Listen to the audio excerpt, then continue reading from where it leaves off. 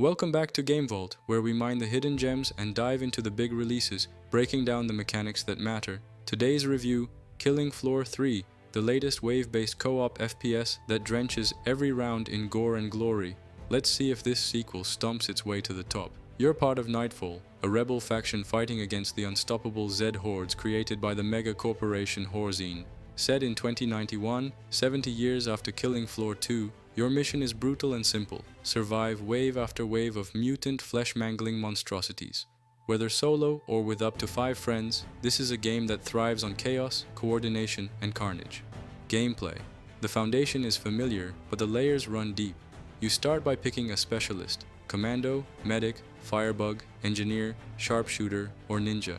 Each one feels distinct, with unique perks, weapon proficiencies, and ultimate abilities that can flip the tide of a round.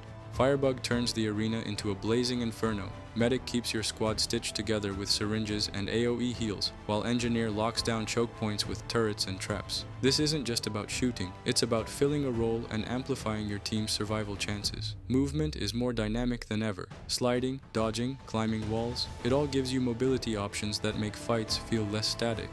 Maps are built with verticality in mind, so you're not just kiting Zeds in circles, you're scrambling across rooftops, triggering traps, and using the environment to your advantage.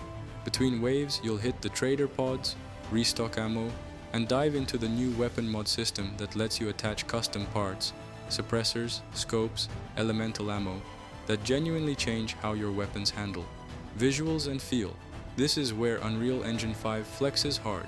The returning MEAT system makes every bullet, blade, and explosion count. Limbs tear off, armor shatters, blood spatters across walls and floors, and it all stays there as a grotesque reminder of what you've survived. Zeds come in more terrifying forms too. Some leap with jetpacks, others crawl on ceilings, and the bosses, well, let's just say they don't go down without painting the map red first. The presentation is slick, but the grit remains pure. Killing Floor. Combat loop. At its core, Killing Floor 3 is about pressure. Waves ramp up, forcing you to spend your cash wisely, manage your ammo, and pray your squad doesn't fall apart. Zed Time, those slow-motion cinematic bursts, returns and feels as satisfying as ever, especially when you line up that perfect headshot while the chaos freezes around you. Each wave is a test of endurance, and higher difficulties like Suicidal and Hell on Earth push coordination to its breaking point.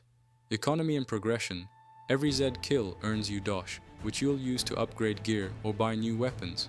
Specialists also level up individually, with 30 progression levels per class. Unlocking ultimates and perks feels rewarding, and there's enough depth here to keep you experimenting. But be warned, if you go in solo, the grind can feel steeper, and without friends the repetition sets in faster. Pros. Hardcore, visceral gunplay with physics-driven gore. Specialists feel unique, with deep progression and satisfying ultimates.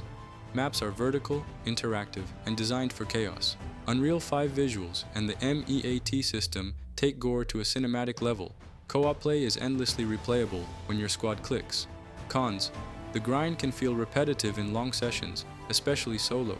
Some fans feel it's lost a bit of the quirky personality of earlier entries, lacks a traditional server browser, and leans into modern systems like battle passes.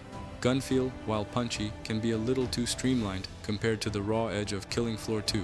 Bottom line, Killing Floor 3 doesn't reinvent the formula, but it sharpens it. It's fast, bloody, and unforgiving, and when everything clicks, when your squad covers every angle, the ultimates chain together, and Zed Time hits, it's glorious chaos. It's not perfect, and without consistent updates, it risks grind fatigue, but as a package, it delivers exactly what fans came for. More Zeds, more guns, and more blood. Our rating, 78 out of 100.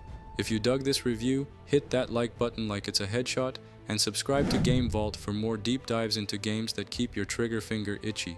Drop a comment. What's your go-to specialist, and how would you upgrade them first? Until next time, stay lethal and stay glorious.